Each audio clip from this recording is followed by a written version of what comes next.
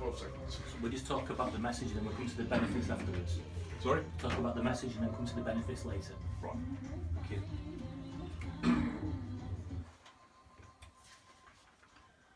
Emile Sandé there, lovely tune that is. It's 26 after 4. I hope your afternoon's going well. I hope you're enjoying our chat we got going with Ian here. We're back, we're going to continue this information. It is useful to put this out to the community, especially at this festive but can be stressful time of year. So Ian, if you had to say, I've got a message, I want to get it out there, what would it be? Really simple, Chris. The message is this, from myself, is this year I would encourage everybody in Boston to have what I am calling an independent Christmas. Right. And what I mean by that explain. is I would encourage everybody to have the Christmas of their own design. Do what you want this Christmas.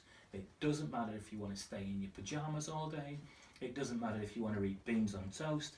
It doesn't matter what you want to do. And my message this year is I would encourage everybody again and again and again, do what you feel is right. Have your very own, very special Christmas. That sounds like a great message, but I'll tell you what, I bet there's an awful lot of people that just can't believe that's possible. You know, you say have beans on toast, whatever.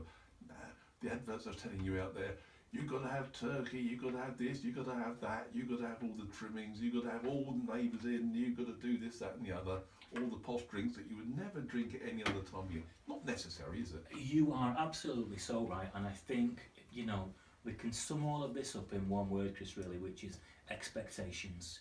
The expectations that people can have can really paralyse us, because it's not just good enough anymore.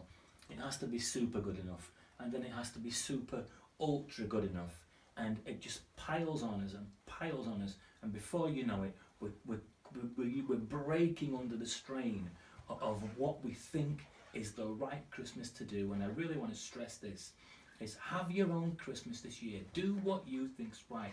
You know your family, you know your friends, you know yourself, you know what they like, you know what they dislike, and do what you think is best, because I believe the people of Boston are great people and they're switched on people, and I think if they sat down and took a second away, they would know how to have an independent Christmas for themselves and make it your own Christmas. And what I want to suggest, Chris, is if people did that, they'd have the best Christmas ever. Well, I agree entirely with that, really do. But isn't it interesting though, you look around the streets, I've noticed it now, all the Christmas lights are going up. Now once upon a time it used to be a little display in one little window.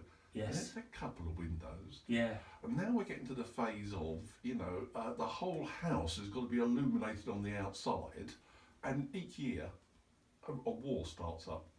Yeah. Who can get the best outdoor light display? And I think, oh my goodness. Sure, and that kind of underlines, I think, what I'm trying to say to you, that Christmas becomes distorted into something it's not supposed to be. And one of the things, Chris, you know, in a minute I think we're going to talk about the benefits of it, Yeah. but I think the best Christmas gift, especially in these days where life is like pandemonium, is to give somebody your time and give them your attention. Not that the pigs in blankets are the best, or that we've got the great serviettes, or the music, or Yeah. grandma likes this, or we had to have that.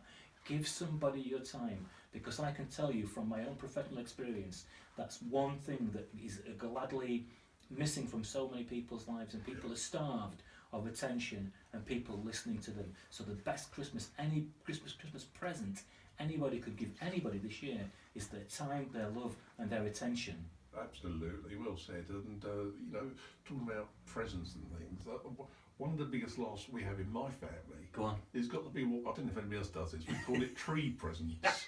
And these are presents that the tree gives. Right. So you get a little gift, and it says to so-and-so from tree. Sounds a bit mystical. Yes, it's very weird, man. You know, I think we've had a few too many sherries by that point. But there's a limit put on these things of 50 pence. Okay. And I'll tell you what, it's the highlight of the Christmas day for us. It is such a hoot Yes. to see what you can get for 50p. Yeah. So it was, you know, all these massive great computer toys and God knows what. Not necessary, is it? A laugh with your family, a nice, comfortable time with your family, Don't have to worry about anybody else. As you say, be in your pyjamas if you want. Yeah. That's what Christmas should be about, as far as I see it. It completely is, Chris, and as you're just talking about that, it's just coming across from you loud and clear. What a great little blast that is, and it's it's nothing more than 50 pence, but you're saying, oh, I could see it on your face, that it's a great little memorable bit of Christmas, and that's what I'm trying to say, really. Have a Christmas that's meaningful to yourselves. Yes, it. Just as a rider to that, we had some Christmas crackers last year, and in it were these little wind-up toys, Right. cheap bits of plastic. And what we did, because we all got one of these, and we cleared the table. Okay. And we set up a little track, and we said go. We was taking, Incredible. simple little thing like that adds in stitches. You see, perfect, Chris. You and I had no real idea what we would talk about today. I didn't know you were going to say that. We've planned this show together, our little conversation. But what you're saying to me there sums up exactly what I'm trying to say to people. That little bit of magic. And I know we've got it in Boston, and a lot of people have got it in Boston.